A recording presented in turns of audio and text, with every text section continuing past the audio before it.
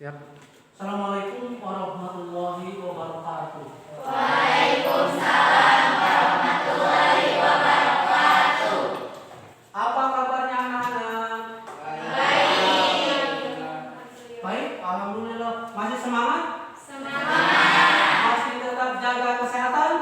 Masih. Protokol kesehatan? Masih. Supaya kita terhindar dari namanya COVID-19 ya? Ya.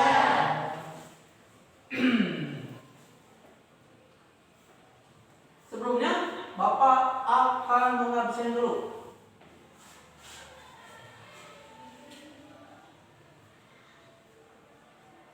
Agung ada? Regina? Ada. Dila? Ada. Dila?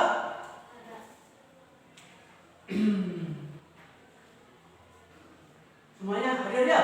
Hadir. Apalagi dia selalu semangat ya. Anak-anak, sebelum kita memulai pelajaran, mari kita berdoa dulu. Berdoa dipimpin oleh KM. Silakan Agung. Belum mulai ya, pada kita berdoa dimulai.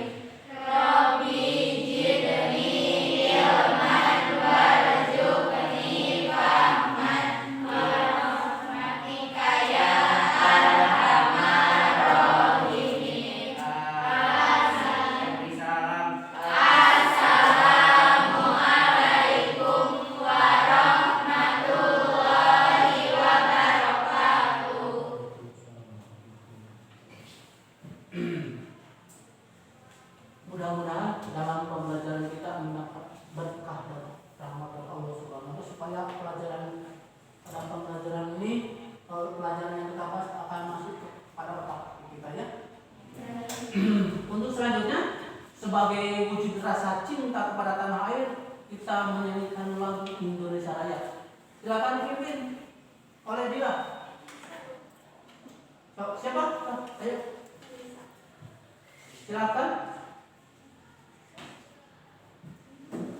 Di depan, ayo, iya. Berdiri semuanya sebagai wujud kita kepada cinta tanah air.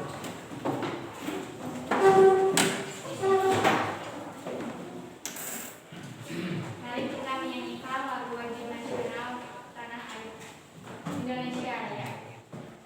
3, 2, 3, 4. Indonesia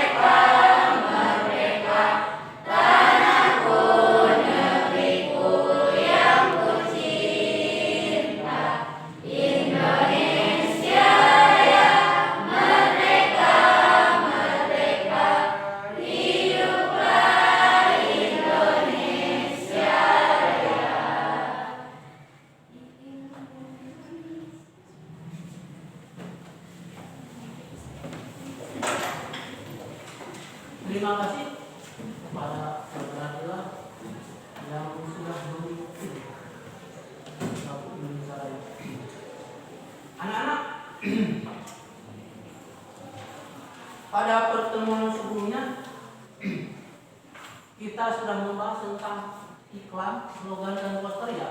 Masih ingat? Masih. Masih. Ada yang tahu ciri iklan? Ciri iklan? Ada yang tahu ciri iklan, slogan, poster? Ada yang tahu? Regina, ciri iklan? Ayo, ada yang tahu ciri iklan? Ciri iklan?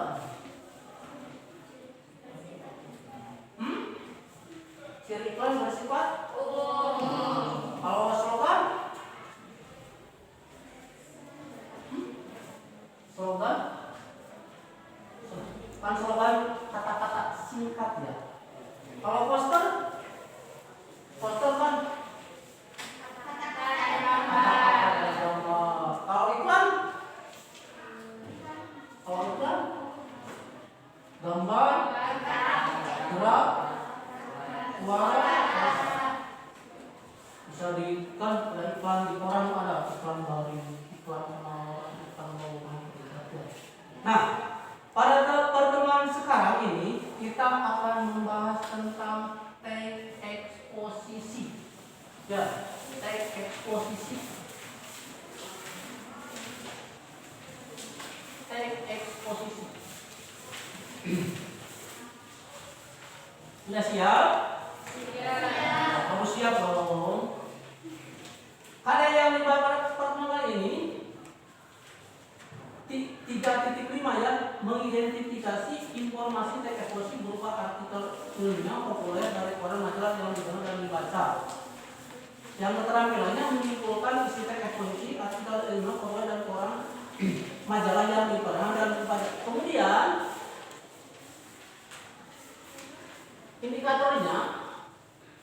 indikatornya mengidentifikasi informasi teks eksposisi melalui gagasan dan fakta berupa artikel ilmiah populer yang didengar dan dibaca. Kemudian indikator keterampilannya menyimpulkan isi teks eksposisi. Tujuan dari pembelajaran ini diharapkan kalian setelah ini bisa mengidentifikasi isi informasi teks eksposisi ya. Yang kedua, setelah mengidentifikasi kalian bisa menyimpulkan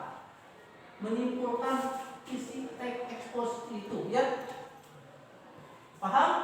Manfaatnya kalian kan nanti bisa mengenal apa itu teks eksposisi ke depannya.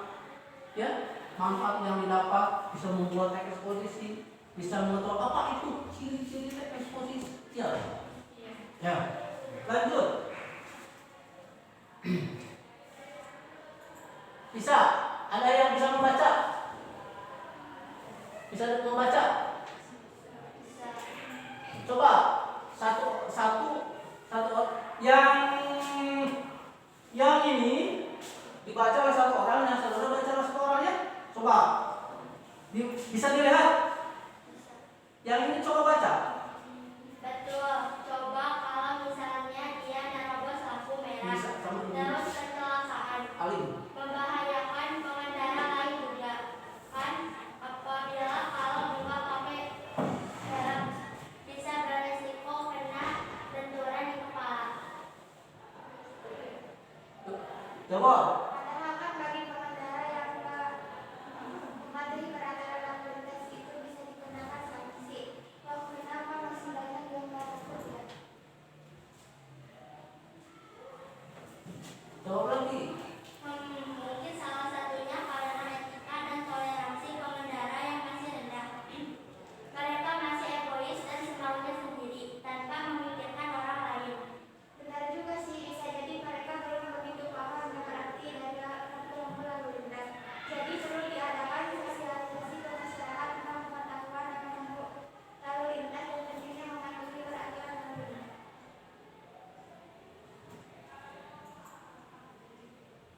Ini kan sudah kalian punya. Ini obrolan kalian ya. Obrolan kalian dalam kehidupan sehari-hari. Ini membahas tentang apa? Ini padahal ini teks eksposisi loh. Ya, ini teks eksposisi. Cuma ini misalnya lewat WA chatting ya. Lewat WA, saling berbalas-balasan membahas tentang peraturan lalu lintas. Apa yang lain namanya?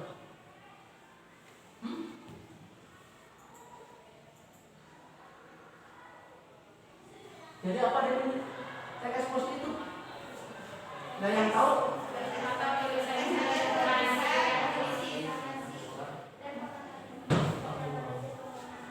Jadi teks eksposisi itu teks yang berisi informasi pengetahuan yang disampaikan secara singkat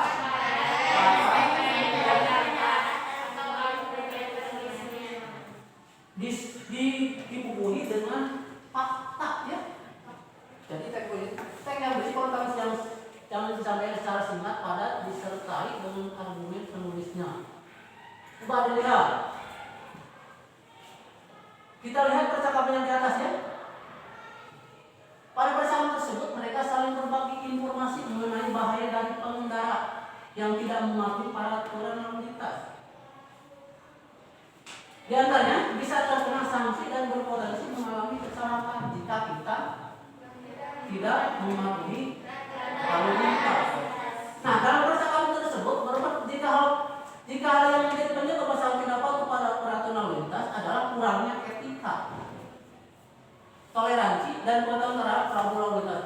Oleh karena itu perlu diadakan sosialisasi pada masyarakat terkait pengetahuan rambu lalu lintas serta pentingnya mematuhi peraturan lalu lintas. Jadi ini berupa argumen tentang peraturan lalu lintas. Faktanya apa? Kalau tidak mematuhi rambu lalu lintas bisa menyebabkan apa? Kecelakaan, menyebabkan kerugian pada orang lain. Ya, bisa dipahami apa itu teks eksposisi? Saya jangan berbisa.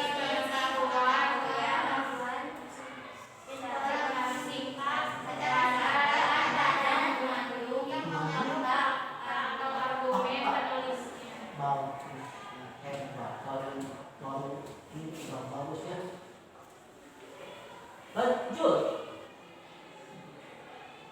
Jenis eksposisi ada dua ya. Ada lisan, ada tulisan. Kalau lisan, kalau lisan gimana Bung? Kalau eksposisi lisan gimana? Memakai alat indera apa? Kalau lisan, bicara, berarti penyampaiannya melalui lisan. Kemudian yang kedua tulisan. Kalau tulisan apa? Penyampaiannya dengan tulisan atau teks.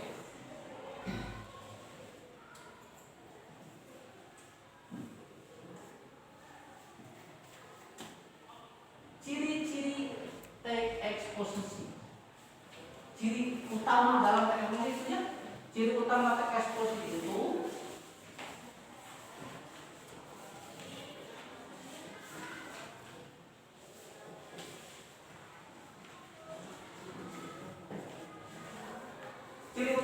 ada gagasan. Gagasan itu apa? Gagasan itu apa? Pendapat,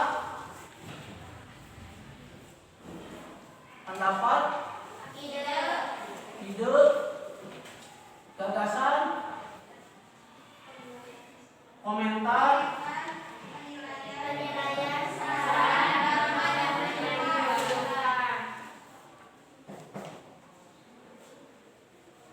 yang kedua fakta. Kalau fakta itu apa? Keadaan yang benar-benar terjadi, kenyataan yang benar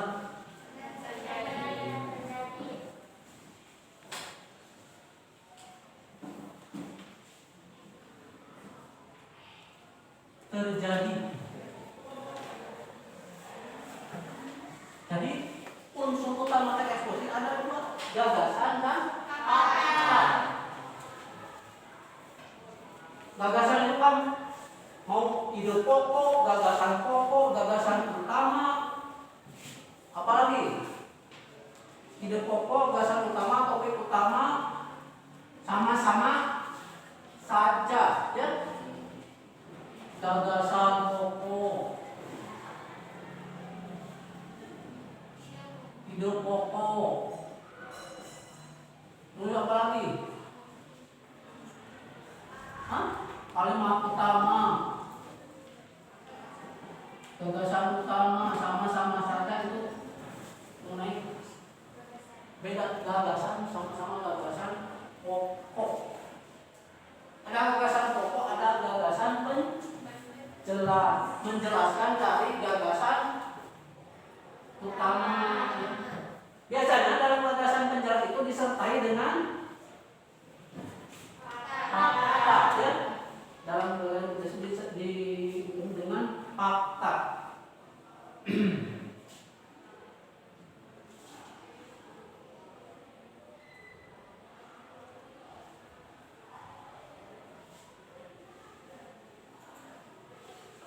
Coba dilihat, bisa kelihatan?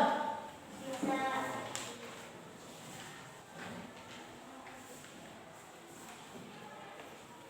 Kelihatan tidak? Kelihatan. Untuk mengetahui apa gagasan dan fakta latihan. Bisa dibaca? Hah? Ada yang bisa tahu? So, baca dulu.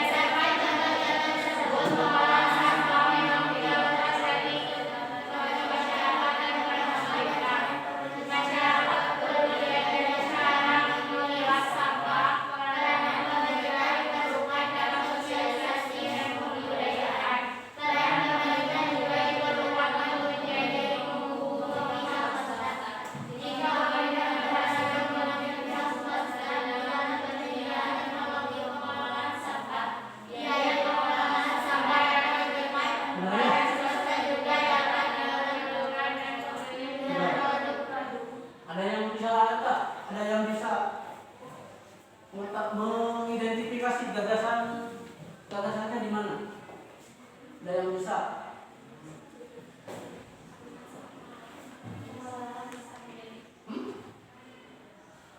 Oh. Ada yang bisa? Gagasannya, gagasannya.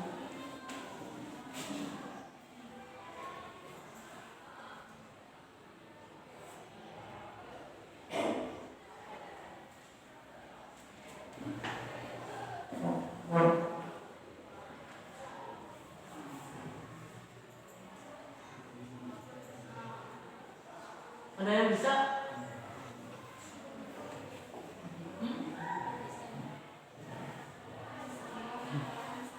Bisa nolabat. Ada yang bisa? Gagasan utamanya di mana ya? Coba.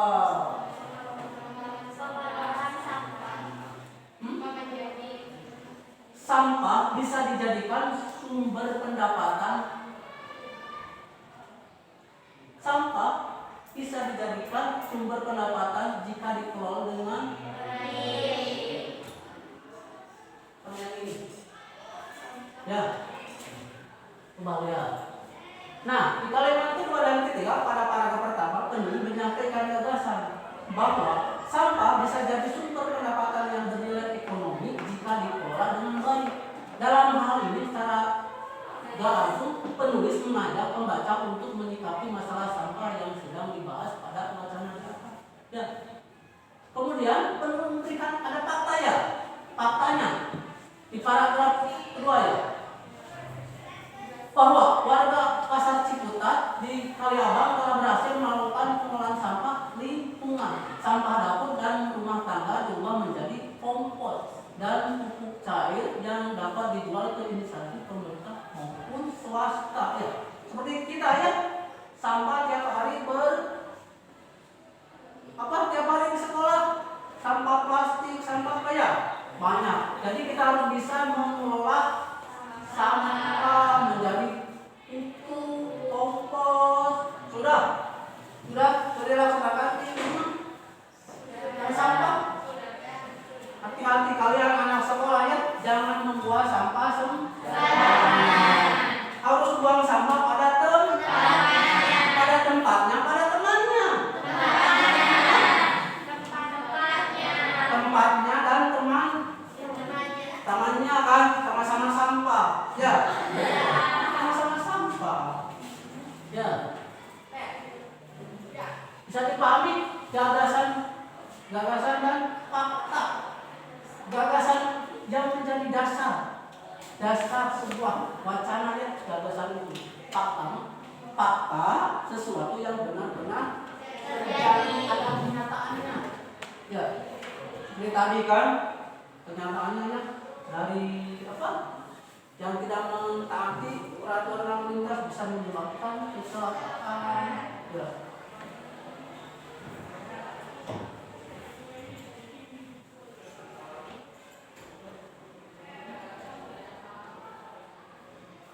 Lanjut.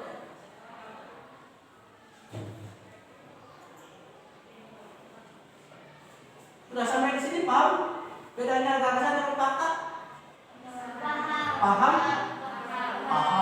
atau tidak paham?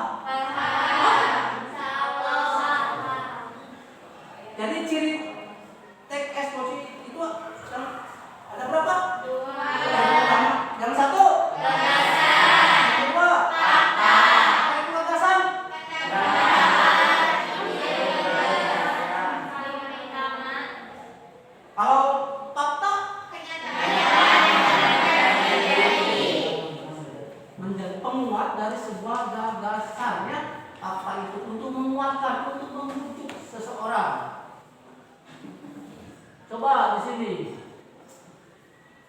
lihat ya, kalimat yang merupakan gagasan fakta dan 1. Komodo merupakan hewan langka yang dilindungi. 2. Kementerian Lingkungan Hidup dan Kehutanan mencatat per 2017 tercatat 2.884 ekor komodo tercatat di Taman Nasional Komodo. Padahal terbesar di dunia termasuk hewan langka yang dilindungi karena jumlahnya sedikit. Penyebab langkanya komodo akibat habitat komodo yang semakin hari semakin tercemar. Coba, ada yang tahu di mana gagasannya? Nomor 1. Apa nomor 1? Komodo merupakan hewan langka yang dilindungi. Emangnya komodo itu langka ya? Di sini ada komodo? Tidak. Ada juga kak? Ada. Komodo itu kan besar. Ada di mana komodo?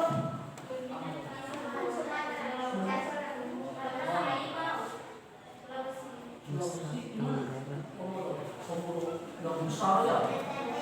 Nah, besar ya komodo. Langka, makanya harus dilindungi komodo itu. Ya.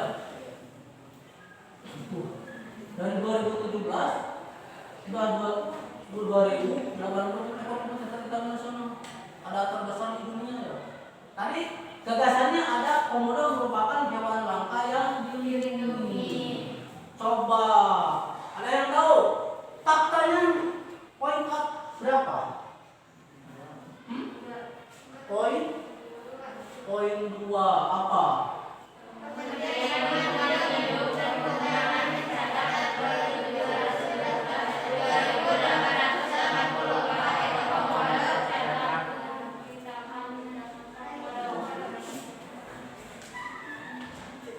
Betul ya? Ini merupakan fakta, kenyataan data dari Kementerian Lingkungan Hidup dan Kehutanan mencatat per 2017 tercatat 2.884 ekor komodo tercatat di Taman Nasional. Jadi ini merupakan fakta.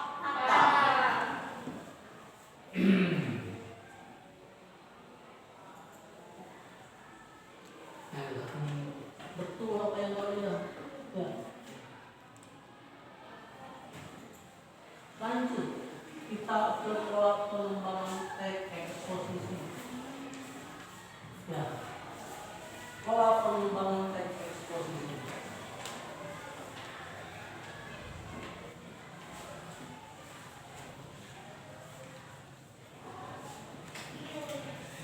Pola pengembangan eksposisi.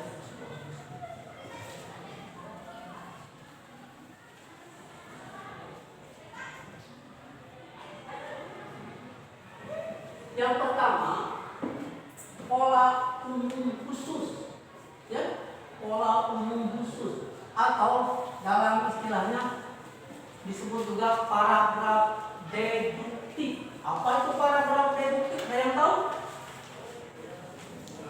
Hah? Ada yang tahu paragraf deduktif?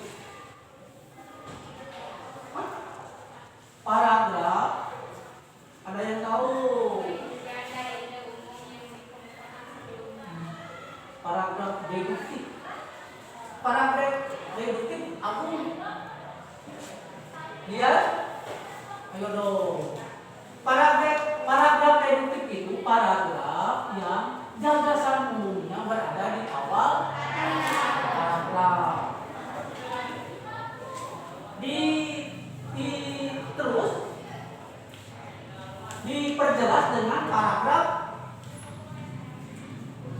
penjelas.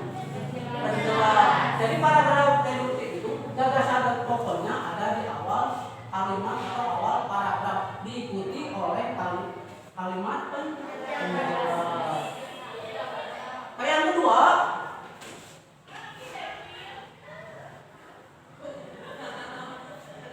pola khusus umum atau dalam istilahnya paragraf induktif.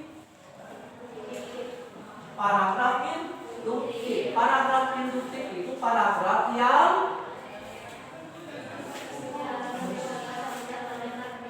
kembalikan dan tinggal balik ini dari ini.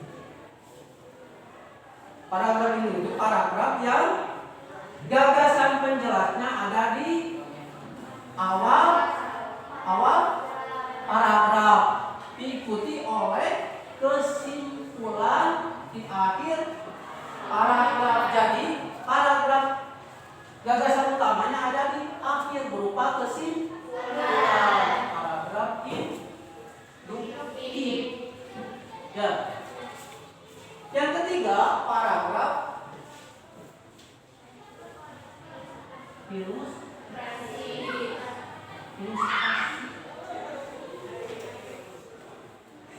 Yang keempat, paragraf perbandingan.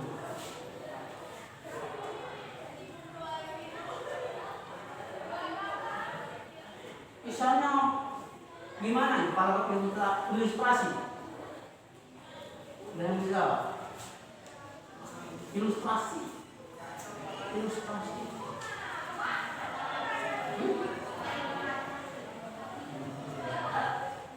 Misalnya begini, kita berolahraga merupakan usaha kesehatannya. Pasti yang berolahraga pasti sehat. Ilustrasinya gimana? Dengan Pola atap misalnya berenang, berlari, itu mengilustrasikan. Yang keempat perbandingan. Bisa tahu? Ada yang tahu perbandingan? Pola perbandingan. Perbandingan, membandingkan. Misalnya sekolah formal kita, ya, sama apa dengan yang kursus? Membandingkan sekolah formal dengan sekolah non formal, ya. Ya. Misalnya kan kalau sekolah formal seragam biasa, ya. Kalau yang non formal dari pakaiannya kan bebas, ya.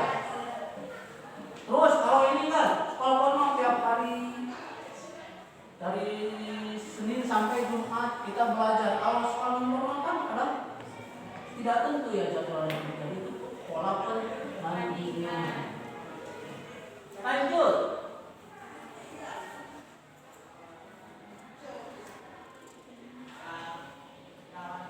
Coba bacaan di dalam hati, ya.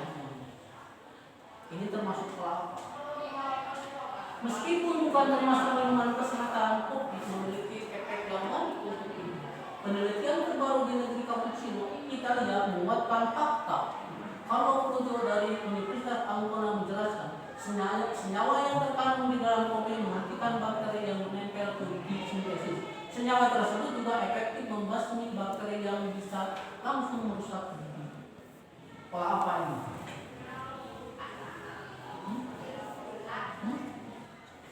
Pola apa? Pola induktif, deduktif, ilustrasi, perbandingan. Udah bisa. Ada pola apa? Induktif, deduktif. Kalau induktif kan gagasan utamanya ada di akhir. Kalau deduktif ada di awal. Ini pola deduktif, induktif. Hah? Induktif, deduktif.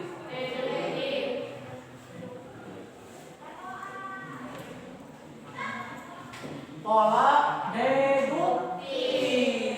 Gagasannya ada di awal. Apa coba gagasannya?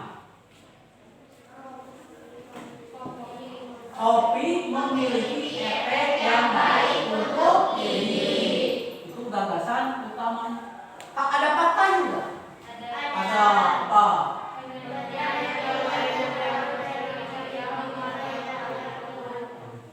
Berada di dari kalimat ketiga, ya. Penelitian terbaru dari Cappuccino itu merupakan fakta, ya. Fakta, ya. Kemudian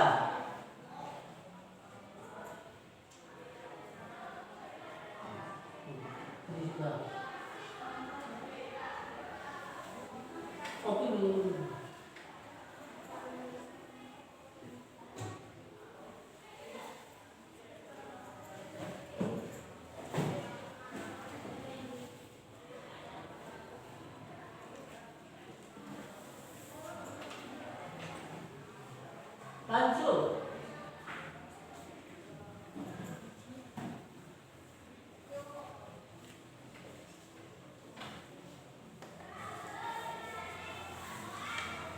Gerakan penciptaan dengan dasar lingkungan saat telah mulai menginjak tidak sedikit pernah kita lingkungan yang pelajar. Bagi itu pelajar SMP, SMA maupun remaja dari lingkungan pesantren, kebenaran untuk melakukan penelitian ilmiah semakin luas, khususnya di tingkat SMA. Fenomena semacam itu merupakan bukti bahwa remaja saat ini tidak selalu bernilai negatif. Ini masuk pola apa? Induktif, deduktif, ilustrasi, perbandingan. Coba.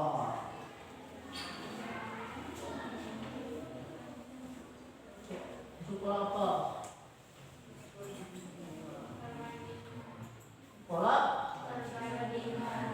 Pola apa? Pola apa? Ini masuk pola gagasannya ada di akhir kalimat. Ya, tentang remaja ya. Remaja kan kebanyakan penilaian orang itu kan remaja itu negatif saja ya. Negatif, pura-pura, main-main ya. Kalian harus buktikan bahwa remaja itu bukan hanya bersifat negatif saja, harus bersifat positif ya. Melakukan kegiatan yang bermanfaat untuk masa depan kita ya. Ya. Jangan main mulu, main apa? Main chatting, WA ya. Ini Bu, contoh melakukan gerakan pencinta alam, mencintai alam, ke gunung. Ya. Kemudian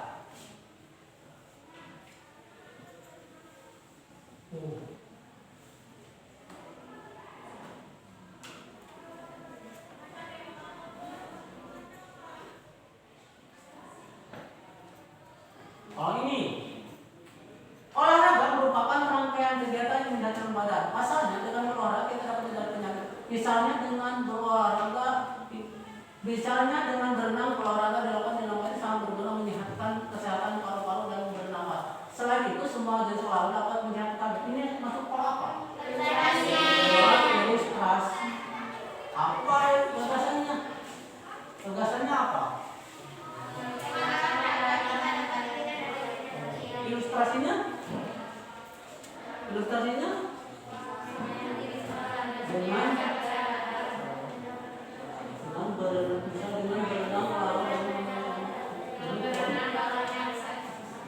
ini disebut pola ilustrasi. Bisa dipahami? Kemudian ini masuk pola apa?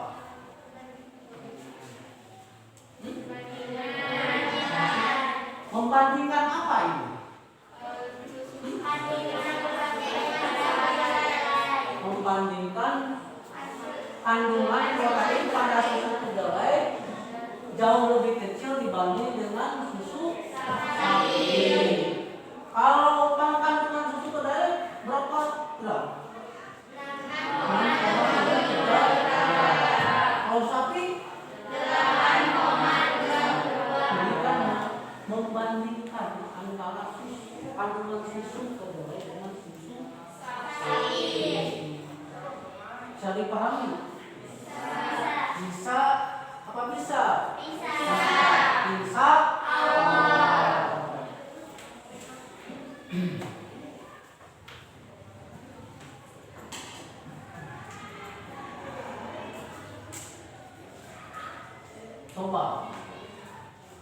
Coba deh, kamu paragraf berikut ini menggunakan pola apa? Terlalu banyak makan bisa mendatangkan berbagai penyakit, misalnya obesitas, serangan jantung, stroke, atau penyakit lain seperti kualitas kedua. Oleh karena itu makan sesuai dengan kebutuhan demi menjaga kesehatan jangka panjang.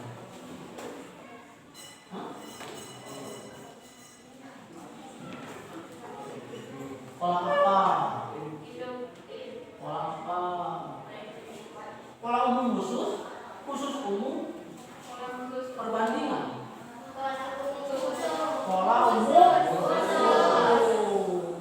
umum khusus. Apa paragraf gagasannya? Terlalu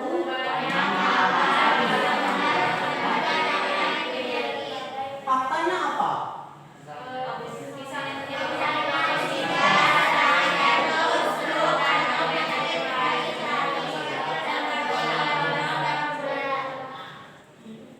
Jadi ini masuk ke dalam pola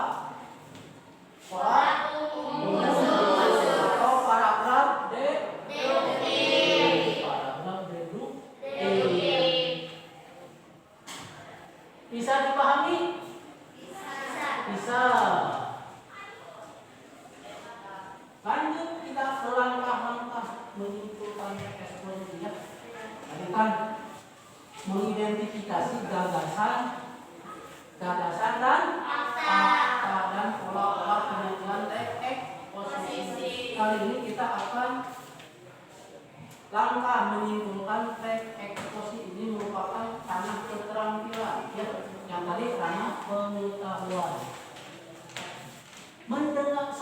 Mendengarkan atau membaca teks eksposisi secara seksama.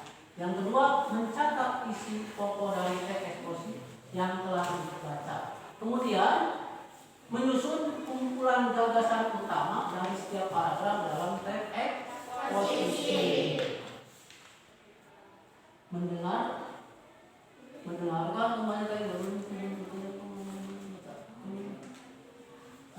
Misalnya kita dalam untuk menyusun teks itu harus, kalau lisan kan mendengar ya, kalau tulisan membaca ya.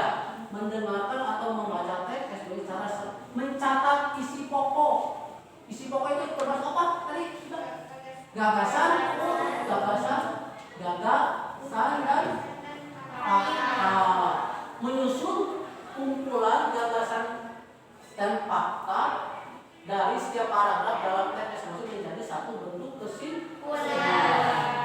Bisa dipahami? Bisa. Nah,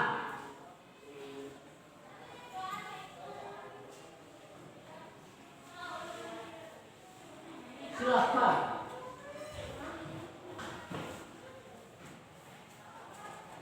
Ini Bapak membuat TKPD ya. Kalian kan berkelompok.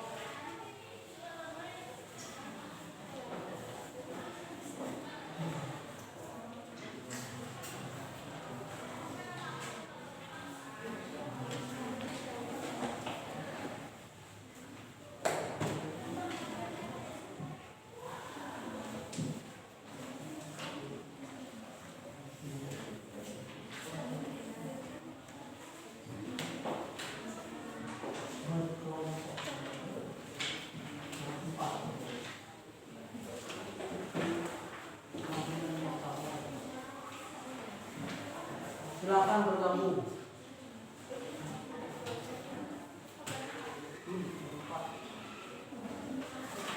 Bergabung.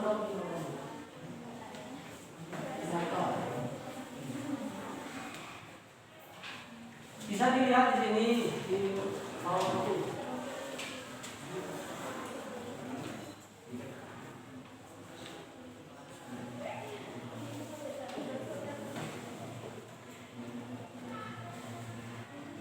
Ya, tentang lidah mulia.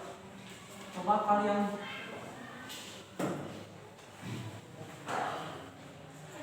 identifikasi gagasan umum pada teks yang kalian baca dan identifikasi fakta pada teks. Ya, jadi ibarat itu berkelompok, bergabung. Misalnya ada. Nah, bagi-bagi tugas silakan untuk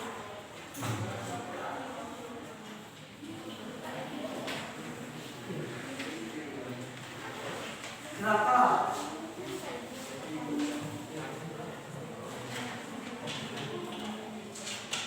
Bapak kasih waktu 20 menit ya. 20 menit untuk mengerjakan. Perempat ya. Gabung aja. Yang ini juga gabung.